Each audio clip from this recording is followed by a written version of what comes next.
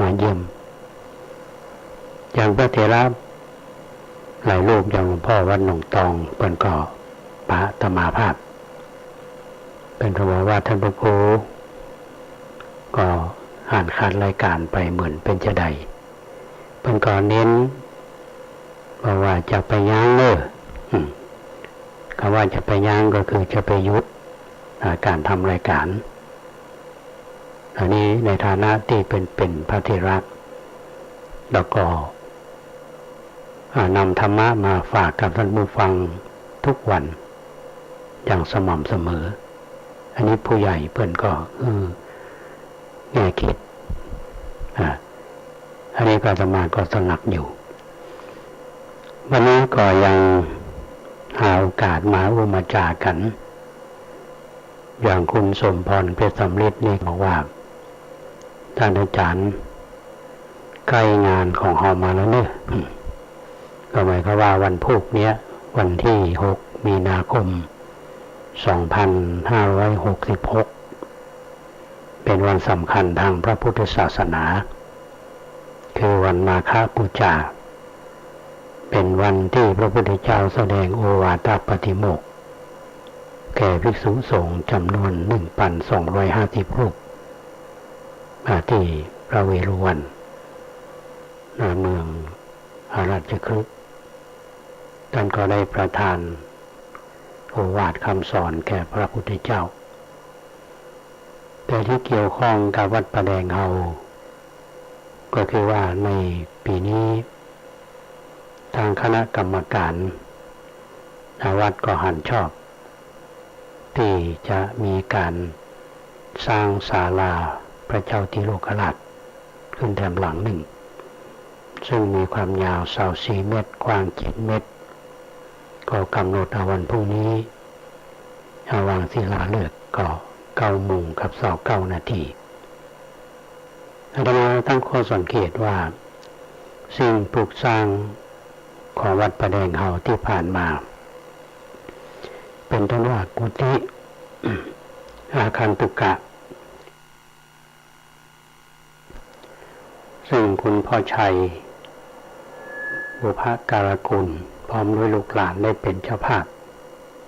ก็จำได้ว่าวันนั้นก็เป็นวันมาฆบูชาเช่นเดียวกันสร้างศาลาลงเสาเอกศาลาหมอชีวกก็เป็นวันมาฆบูชาเหมือนกันการวางศิลาฤกษ์ศาลาพระเจ้าสามปังแกนก็เป็นวันมาฆบูชาก็ถือว่าเป็นวันสำคัญในทางพระพุทธศาสนาเราจะได้มีส่วนได้ลำนึกถึงวันสำคัญวันที่พระพุทธเจ้าท่านได้แสดงโอวาทปาติโมกข์ก็คือมีเมตตาต่อมวลมนุษยชาติโดยได้ประทานธรรมะซึ่งเป็นแนวทางแห่งการปฏิบัติให้กับบรรดาพระภิกษุสงฆ์จึงเป็นหลักเดิมสำคัญที่เรามักจะได้ยินกันว่าละชั่วทำความดีทำจิตใจให้ผ่องใสเป็นหัวใจของพระพุทธศาสนาเพราะฉะนั้นเราชาวพุทธนี่เราก็ละอย่างหิตที่เคยปฏิบัติมาตั้งแต่สมัยครั้งพุทธกาลถึงมาในประเทศไทยของเรามันก็ได้ทำพิธีวันมาฆบูชากันมาประเทศไทยเขามีสถาบันพระมหากษัตริย์พระมหากษัตริย์แต่ละพระองค์นั้นทรงเป็นเอกอัครศาสนูปถัมภกก็คืออุดหนุนเสาอุปถัมภ์ทางศาสนาแต่องค์พระมหากษัตริย์นั้นทรงเป็นพุทธมามกะหมายความว่าพระองค์ท่านนับถือพระพุทธศาสนาน้อมนำเอาคำสอนเป็นแนวในการปกครองประเทศชาติบ้านเมืองมาแต่ละยุคแต่ละสมัยจนถึงปัจจุบันนี้เพราะฉะนั้นวันมาฆบูชาเนี่ยถือว่าเป็นสำคัญยิ่งแต่ยิ่งเราได้ทำมาอย่างที่เป็นวันสำคัญเนี่ยเราจะจดจำอย่างที่อาตมาภาพได้ เชิญชวนญาติโยมทั้งหลายเนี่ยมาสร้างบุญสร้างกุศลกันโดยมีส่วนร่วมในการสร้างศาลาพระเจ้าติโลกราชเจ้าที่อาตมาได้มาอยู่วัดพระแดงเนี่ยมีความเกี่ยวข้องกับพระเจ้าติโลกราชเพราะฉะนั้นจึงมีความคิดว่าในฐานะที่วัดพระแดงเฮาเนี่ยเป็นวัดที่ได้รับการสถาปนาจากพระเจ้าติโลกราชซึ่งปลูกสร้างในวัดเฮาจะมีความเกี่ยวข้องกับพระองค์ท่านเพื่อให้เราได้ลำนึกถึงประวัติศาสตร์ตรงนี้เป็นเตือนใจอย่างปี 2552 ก็มีการ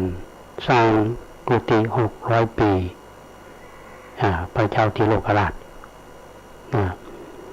ทีนี้ต่อมาที่เขาก็มีการตั้งของทุนพระเจ้าติโลกราชในปีที่มาอยู่ใหม่ๆคือปี 2543 2552 ที่ว่าตะกี้นี้คือสร้างกุฏิ600 ปีพระเจ้าติโลกราชแล้วปี 2558 เนี่ยสร้างศาลาพระเจ้าสามปังแกนซึ่งเป็นชื่อของพระราชบิดาของพระเจ้าติโลกราชเพราะในปีนี้เราก็สร้างศาลาพระเจ้าติโลกราชเมื่อมีศาลาพระเจ้าสามปังแกนซึ่งเป็นพระราชบิดาแล้วก็ต้องมีศาลาพระเจ้าติโลกราชคู่กันหลายท่านอาจจะถามว่าศาลาหลังนี้สร้างขึ้นมาแล้วจะได้ประโยชน์ในอย่างห้องโดยเฉพาะในแง่ของการเชิดชูบูชาในพระกิตติคุณของพระเจ้าติโลกราชซึ่งเป็นพระมหากษัตริย์ที่เป็นมหาราชองค์หนึ่งแล้วก็เป็นที่กล่าวขวัญทั้งในและต่างประเทศในยุคนั้นเรื่องนี้เป็นที่ทราบกันดีโดยเฉพาะอย่างยิ่งนักประวัติศาสตร์ที่ได้ยกย่องในเรื่องนี้อาตมาภาพจึงมีแนวคิดที่จะกระตุ้นเตือนให้เราในฐานะที่เป็นพุทธศาสนิกชนและก็ให้ความสำคัญเรื่องของประวัติศาสตร์ยกย่องพระมหากษัตริย์ของเราโดยเฉพาะกษัตริย์ของล้านนาไทยเราก่อนที่จะเข้าไปถึงรายละเอียดต่างๆหรือแนวคิดอาตมาภาพอยากจะเชิญชวนพี่น้องท่านผู้ฟังว่ามีท่านใดที่มีเวลาวันพรุ่งนี้มาทำบุญตักบาตรด้วยกันก็ทั้ง7 โมงครึ่งก็ในวันมาฆบูชาก็มีกิจกรรมในช่วงของภาคเช้าทีนี้หลังจากนั้นเขาก็จะมีพิธีวางศิลาฤกษ์ซึ่งก็จะมีขั้นตอนว่าเมื่อพร้อมแล้วเขาก็จะจุดธูปเทียนบูชาพระรัตนตรัยสมาทานเบุญศีลพระสงฆ์เช็ดรูปที่อาราธนามา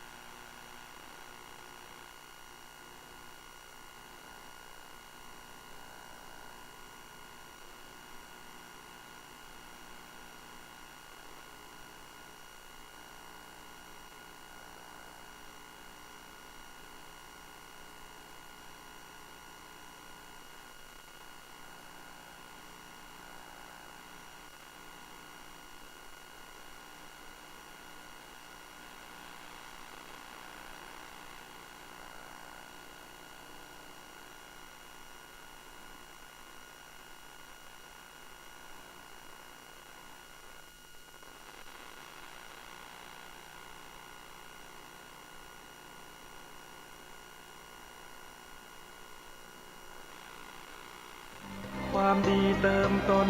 ดีกว่านั่งเคล้าของขลังพระเครื่องตระกุดปลุกเสกว่าแสนฉมังคาดมัวแกนมังมัวนึกว่ายังได้คุ้มอันธพาลเกลื่อนเสาะหาเอามาปลอบขวัญยังตายเกลื่อนกันชีวันดับทำอยู่ธรรมะต่างหากดึงจากนรกตกหุมเป็นเครื่องคอยคุ้มเพราะเป็นพระองค์จริงกรรมดีมีกว่าวัตถุมงคลทำดีในตนผู้คนไหนอยากจะยิง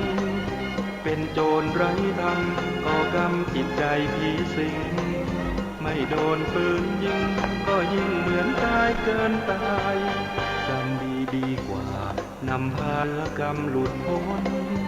มันดูแลตนให้ตนเกิดผลผ่องใสเมื่อบริสุทธิ์ผ่องผุดทั้งกายและใจจะจำเป็นไหมต้องใช้วัตถุมงคล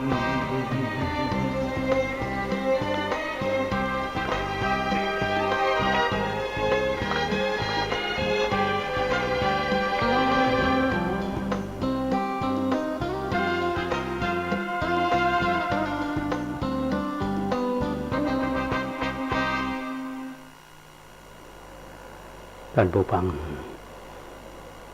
กำลังฟังสถานีวิทยุสาธารณะจังหวัดเชียงใหม่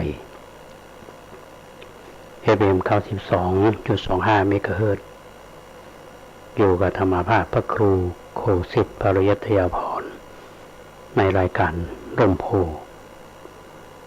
ช่วงแรกของรายการนั้นธรรมภาพได้นำเสนอเรื่องวันสำคัญทางพุทธศาสนาแล้วก็วันวางศิลาฤกษ์แล้วก็เล่าถึงกษัตริย์ที่มีความเกี่ยวข้องกับวัดพระแดงเฮาโดยเฉพาะพระเจ้าติโลกราชพระเจ้าสัมพังแก่นในพื้นที่ที่มีอยู่ในวัดประแดงนี้จะกล่าวถึงพระเจ้าสามพังแก่นซึ่งเป็นพระราชบิดาแต่พระเจ้าติโลกราชในฐานะที่เป็นโอรสได้สถาปนาวัดประแดงเฮาแล้วก็มีความเกี่ยวข้องว่าช่วงที่พระเจ้าติโลกราชท่านครองเมืองเชียงใหม่ก็ได้สร้างอุโบสถที่เผาศพของพระเจ้าสัมพังแก่นและพระเทวีแล้วสถานที่แห่งนี้ก็ได้ถูกกาลเวลากลืนความคล่ำคล้าก็ได้มาสู่สถานที่นี้หลังจากที่เชียงใหม่เขาเป็นเมืองขึ้นของพม่าวัดว่าถูกทอดทิ้งนี่เราจะมองตรงนี้ท่านผู้ฟังเพื่อที่จะกระตุ้นเตือนว่าในฐานะที่เราอยู่บนผืนแผ่นดินที่บรรพบุรุษท่านได้สร้างรักษาไว้ให้เราแล้วก็เป็นที่สำคัญทางประวัติศาสตร์เมื่อประมาณวันที่20กุมภาพันธ์เนี่ยนะอาตมาได้รับนิมนต์จากคณะมนุษยศาสตร์มหาวิทยาลัยเชียงใหม่ไปเจริญพุทธมนต์พร้อมกับพระจากวัดอุโมงค์วัดฝ่ายหินที่อาตมาเคยรู้ว่าแนวคิดที่ท่านอาจารย์บุญเสนอก็ดีที่ท่านพระครูธีรสุทธพจน์เสนอก็ดีท่านผู้ช่วยศาสตราจารย์ดร.วิโรจน์อินทนนท์ในฐานะที่ท่านเป็นนักวิชาการแล้วก็ได้เขียนบทความเรื่อง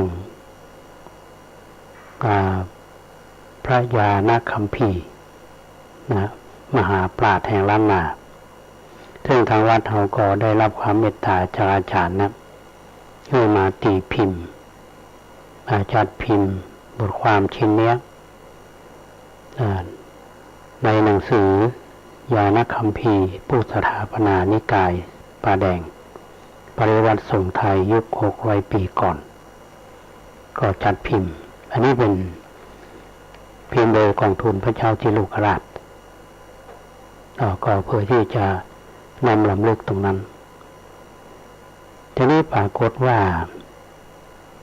วันที่อาตมาไปเนี่ยมีฝรั่งอยู่คนหนึ่งชื่อว่ามิสเตอร์ในหนังสือเนี่ยเพิ่นก็บอกว่าเป็นฝรั่งเจ้าเยอรมันมาหาที่วัดก็นำรูปเก่าๆที่คณะมีการก่อสร้างอุโบสถมาคือตอนนั้นอาตมาไม่ได้อยู่วัดคือท่านเกียรติอยู่ฝรั่งคนนี้ชื่อว่ามิสเตอร์คลาวเบตเทนเฮาเซนก็อยู่ในตำบลสุเทพเขาเนี่ยนะฮะที่อาตมามีความแปลกใจอันหนึ่งว่าอย่างเป็นเครื่องโดนใจที่อาตมามีความแปลกใจอันหนึ่งว่าอย่างเป็นเครื่องโดนใจคือฝรั่งเยอรมันคนเนี้ยมาหาอาตมาอยู่วัดป่าแดงมาเนี่ย24 ปีครับมันเนี้ยแต่อ่านหนังสือโดยเฉพาะวัดป่าแดงในเอกสารเนี่ยก็จะเจอชื่อของนายเคลาเนี่ยตลอดแล้วแปลกใจว่าทำไมเขาถึงมาปาอาตมาทีนี้เขาก็มาบอกว่าจะมาหาอาตมาเขามาจริงๆแล้วอาตมาก็ถามเขาว่าเป็นจะใดคุณถึงเอาหนังสือนี่มาให้อาตมาเขาบอกว่าอยากให้คุณได้อ่านนะเพราะว่าหนังสือเล่มนี้ท่านผู้ฟังเขาเปิดอ่านคือว่าเป็นหนังสือที่ทางวัดได้จัดพิมพ์แจกในคราวฉลองอุโบสถในวันที่ 13-14 กุมภาพันธ์ 2524ชื่อหนังสือว่าประวัติวัดป่าแดงมีความหนาเสาเก้าหน้า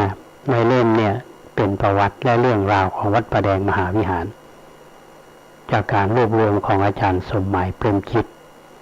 อาจารย์ประจำภาควิชาสังคมวิทยามนุษยวิทยามหาวิทยาลัยเชียงใหม่ประเด็นสำคัญคือว่าอย่างเป็นจะใดฝรั่งท่านนี้จึงอยากให้อาตมาได้อ่านหนังสือเล่มนี้นะในข้อมูลทั้งหมดที่ในหนังสือเล่มนี้เนี่ยผู้รวบรวมก็นำมาจากตำนานเมืองเหนือหนังสือประวัติวัดป่าแดงเล่มน้อยๆที่อาตมาเคยอ่านจัดพิมพ์เมื่อปี 2500เนื้อหาก็คล้ายๆกันเจตนาของมิสเตอร์คลาวเนี่ยคือเราต้องการให้อาตมาเนี่ยได้รู้และตระหนักและให้ความสำคัญเกี่ยวกับอุโบสถซึ่งสร้างคร่อมที่ถวายพระเพลิงพระประสบของพระราชบิดาและพระราชมารดาในปี 2523เนี่ยอุโบสถเนี่ยทรุดโทรมนายเขานี่ก็เล่าให้ฟังว่าหันแล้วรู้สึกสลดใจสังเวชทั้งที่เป็นสถานที่สำคัญทางประวัติศาสตร์ทางพุทธศาสนาขาดคนสนใจแล้วก็ไปเชิญชวนทั้งชาวไทยและชาวต่างประเทศมาทอดผ้าป่าโดยวัตถุประสงค์เพื่อให้ซ่อมอุโบสถปี 2523-24นะท่านผู้ฟังได้เงินอยู่ 84,432 บาท 50 สตางค์แล้วก็จ่ายค่าซ่อมอุโบสถวัสดุอุปกรณ์ไป 32,008 บาทและค่าจ้างแรงงาน 51,600 ก็รวมเป็นเงิน 83,608 บาทเหลือเงินฝากธนาคารกรุงเทพสาขาธัญบุรีบัญชีเลขที่ 7033โดยดร.จรัสพันธ์สงวนสมศรีท่านนี้ เป็นอดีตคณบดีคณะเภสัชมหาวิทยาลัยเชียงใหม่เป็นเฮรัญยิกมิสเตอร์คลาวเนี่ยก็เล่าให้อาตมาฟังว่าเขาอยู่ประเทศไทยมา50 ปีอยู่เชียงใหม่มา40 ปีแล้วก็มีความภูมิใจที่มีส่วนกระตุ้นให้คนไทยช่วยกันซ่อมแซมอุโบสถนั่นคือเมื่อปี 2523ถ้าที่อาตมาดูเนี่ยเขาก็มีอัธยาศัยดีนะท่านผู้ฟังอัธยาศัยดีมากก่อนที่จะล่ำลาอาตมานั้นแกก็เล่าว่าลูกสาวอยู่กรุงเทพถ้าขึ้นมาจะพามากราบท่านแล้วก่อนจะปิดก็ให้อาตมาได้ผูกข้อมือ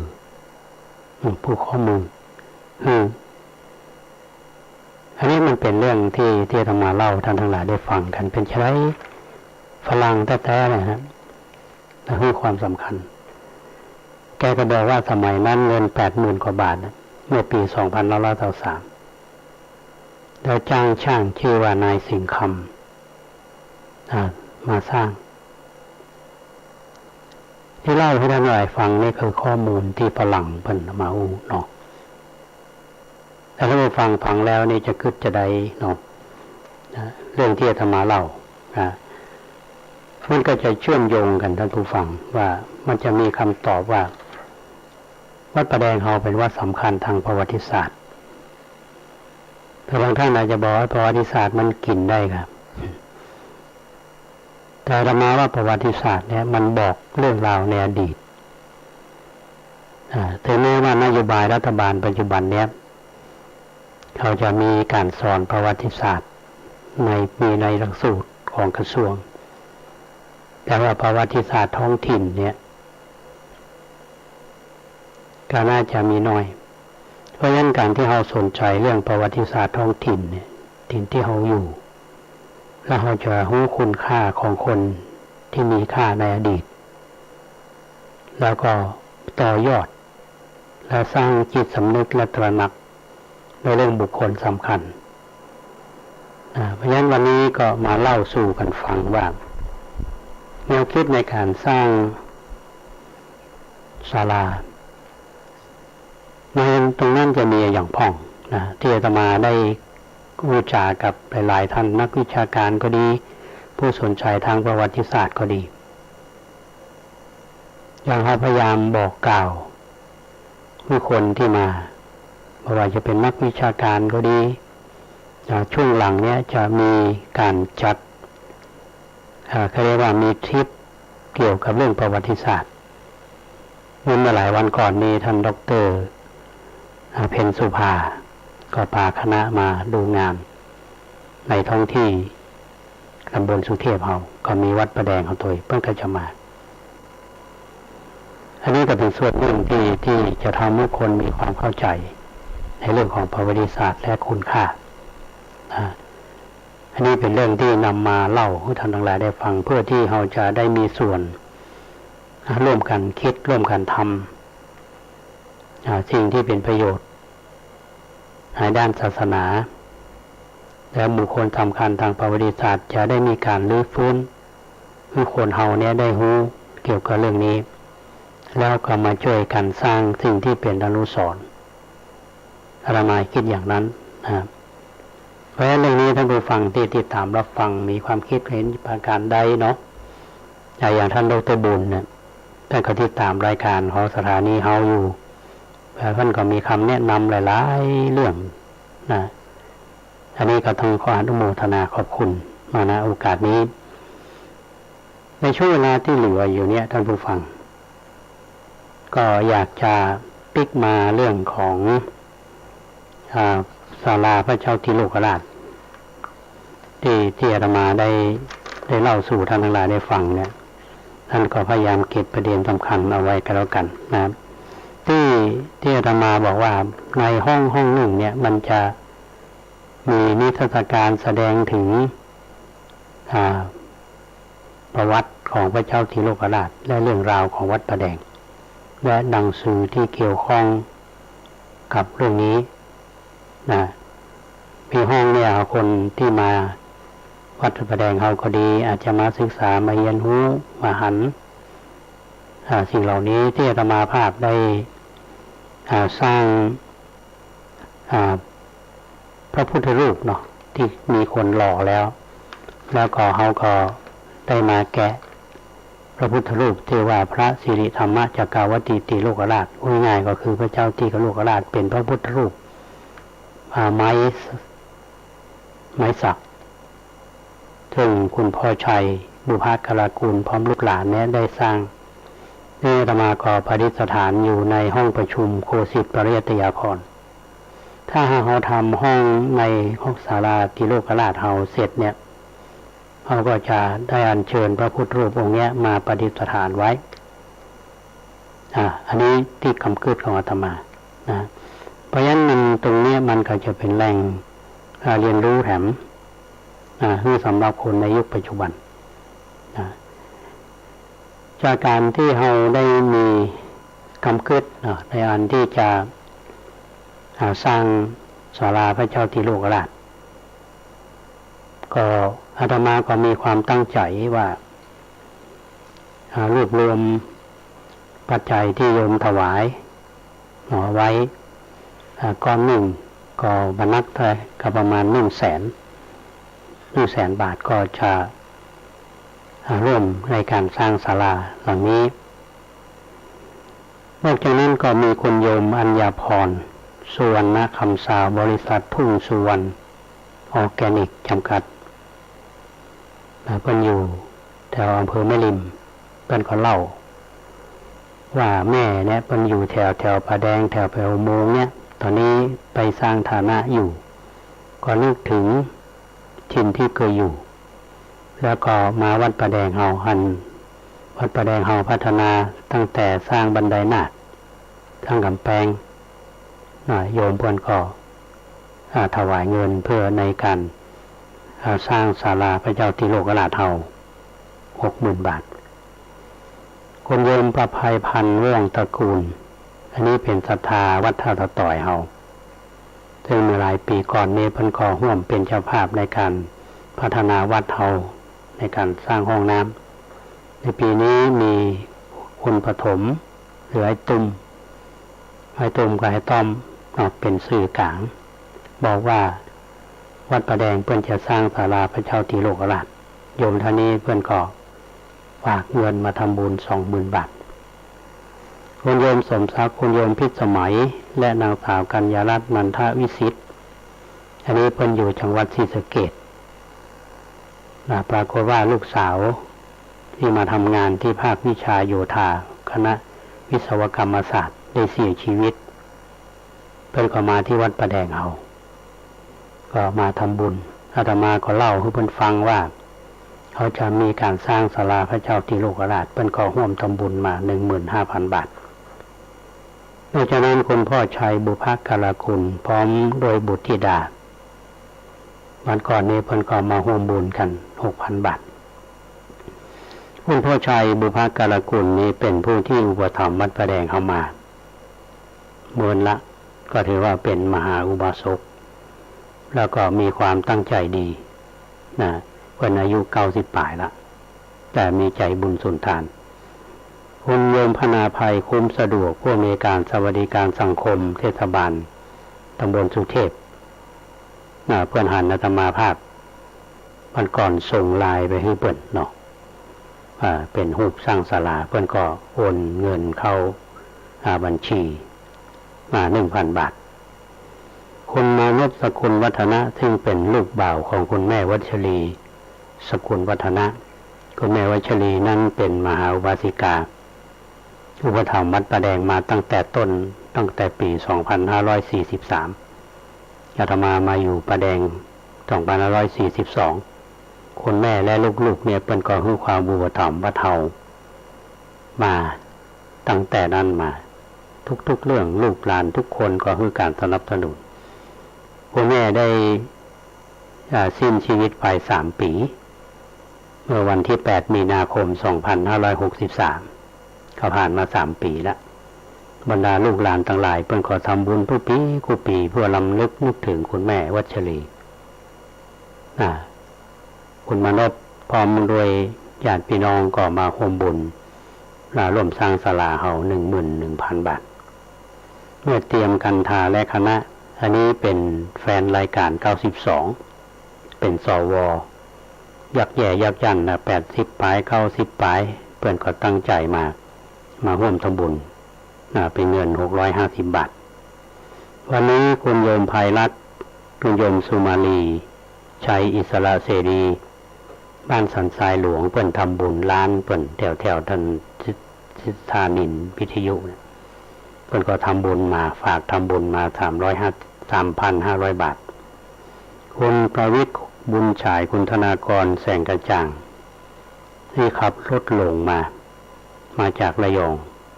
ก็มาหันใต้เพื่อนขอวัดจะมีสร้างศาลาเพื่อนของห่มทำบุญมา300 บาทและเมื่อตอนบ่ายวันนี้ท่านผู้ช่วยศาสตราจารย์ดร.สุทธิกัน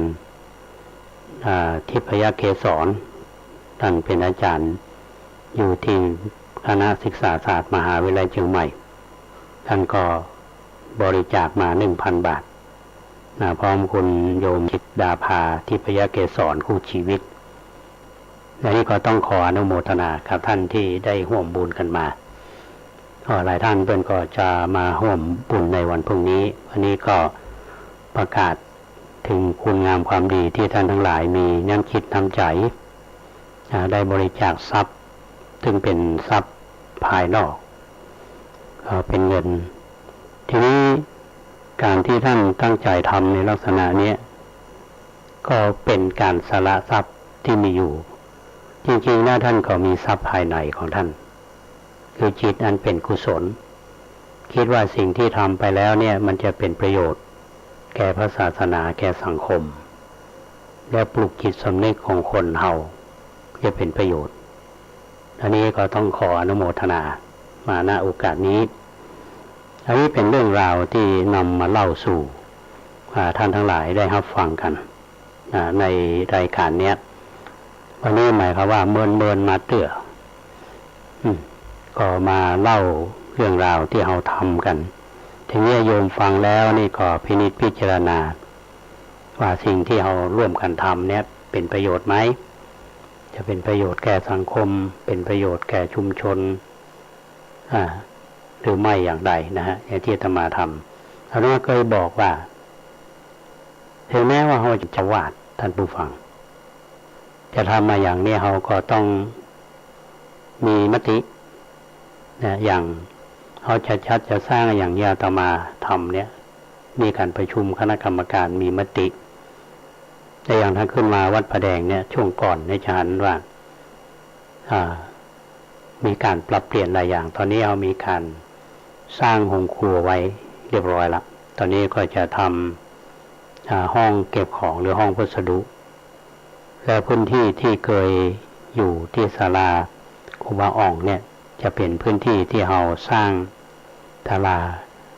พระเจ้าติโลกราชที่ต้องขอบคุณทุกครั้งเนี่ยครับว่างานพัฒนาวัดประแดงเฮาตั้งแต่ต้นมาตั้งแต่ปี 2552มีคณะวิศวกรรมศาสตร์เป็นหลักสำคัญตั้งแต่ท่านดร.สมเกียรติจอมชันยองเป็นคณบดีและท่านอาจารย์นัทวรยศท่านอดีตคณบดีมาถึงปัจจุบันนี้ก็คืออาจารย์ธงชัยพงสมุทรเป็นคณบดีปัจจุบันเนี่ยท่านก็ให้การสนับสนุนโดยเฉพาะอย่างยิ่งการออกแบบในสิ่งก่อสร้างทั้งหลายรวมกับคณะสถาปัตยกรรมมหาวิทยาลัยเชียงใหม่ศาลาหลังนี้ก็เหมือนกันธรรมาภาพได้มีหนังสือไปถึงท่านคณบดีคณะวิศวกรรมศาสตร์และคณบดีคณะสถาปัตยกรรมศาสตร์มหาวิทยาลัยเชียงใหม่ขอความร่วมมือเพื่อในการออกแบบอันนี้ก็ถือว่าเป็นการให้ความร่วมมือเพื่อนภาวนาไว้ว่าถ้าวัดประแดงมีอย่างจะให้ช่วยเราก็ต้องยอมรับว่าท่านผู้ฟังอย่างอาตมาภาพนี่ไม่ได้เรียนเรื่องเกี่ยวกับเรื่องของการออกแบบอย่างมากแต่ว่าเรามีนักวิชาการมีผู้เชี่ยวชาญด้านนี้เป็นที่พึ่งของเราและท่านก็ยินดี เพราะฉะนั้นเราก็มาร่วมกันสร้างและเราก็จะมีสิ่งที่ดีโดยเฉพาะการสร้างศาลาต้องเป็นสถาปัตยกรรมแบบล้านนาและก็กลมกลืนกับธรรมชาติซึ่งประทำเพื่อเสียภูมิทัศน์แล้วก็มองรวมไปในเรื่องของสิ่งแวดล้อมตัวนะครับอันนี้เป็นเรื่องที่เจ้าวาดจะต้องคิดไม่ใช่ทำโดยภารการโดยที่บ่ปรึกษาหารือไผต้องมีที่มาที่ไปโดยเฉพาะอย่างยิ่งการขออนุญาตจากคณะสงฆ์แจ้งเรื่องราวต่างนี้องค์กรปกครองส่วนท้องถิ่นการสร้างถาวรวัตถุอย่างต่างเนี่ยมันต้องมีผู้ออกแบบและผู้รับรองแบบเสร็จแล้วก็มีหนังสือถึงแจ้งกับเทศบาลอย่างตำบลสุเทพเราก็ต้องแจ้งคือทางเทศบาลเพิ่นทราบในฐานะที่เป็นองค์กรปกครองส่วนท้องถิ่นมีความรับผิดชอบแล้วก็คณะสงฆ์ก็ต้องเป็นผู้อนุญาตอันนี้เป็นขั้นตอนที่การทำงานขออนุโมทนาบุญกับพี่น้องท่านผู้ฟังทุกท่านที่ติดตามรับฟังรายการวันนี้อย่างใดก็ตามท่านผู้ฟังวันพุธนี้ช่วงเช้าเรามาร่วมกันทำบุญตักบาตรเนื่องในวันวิอภัยมาฆบูชาในวันที่พระพุทธเจ้าได้แสดงโอวาทปาติโมกข์แก่ภิกษุ 1,250 รูปรำลึกนึกถึงวันสำคัญสร้างบุญสร้างกุศลกันแล้วก็ร่วมในพิธีวางศิลาฤกษ์ศาลาพระเจ้าตีโลกราชเวลา 9 โมงเป็นต้นไป 9 โมง 29 นาทีเราก็กำหนดวางศิลาฤกษ์อาตมาภาพก็ได้นิมนต์พระสงฆ์จากวัดใกล้วัดเหนือวัดไฟหินวัดอุโมงค์และญาติโยมที่ฟังรายการวิทยุเราจะมีเวลาท่านหลายท่านก็บอกว่าจะมาร่วมและญาติโยมวัดประแดงเราทุกท่านที่มีเวลาเราก็มาร่วมบุญกันก็ขออนุโมทนาบุญกับทุกท่านมาณโอกาสนี้สิ่งใดที่อุจาไปจะเป็นประโยชน์ก็ขอ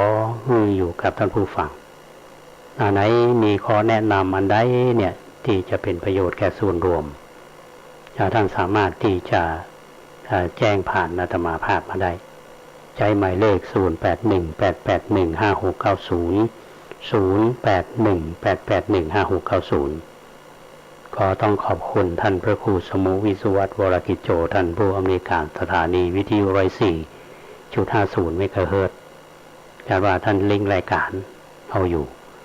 แล้วก็อนุโมทนาบุญกับคุณเกษตรเพชรสำริดบก.ก้าวหน้านิวที่ทำหน้าที่หลายๆหน้าที่ด้วยความรับผิดชอบมันสูงยิ่งและมีความเสียสละยิ่งร่วมบุญร่วมกุศลกันมาก็คิดว่าพอสมควรแค่เวลาละมีอย่างก็โทรมาได้เนอะ0818815690 จากลาไปก่อนไว้พบกันใหม่ในวันโอกาสหน้าขอความสุขสวัสดีจงบังเกิดมีแก่ท่านผู้ฟังทุกท่านขอเจริญพร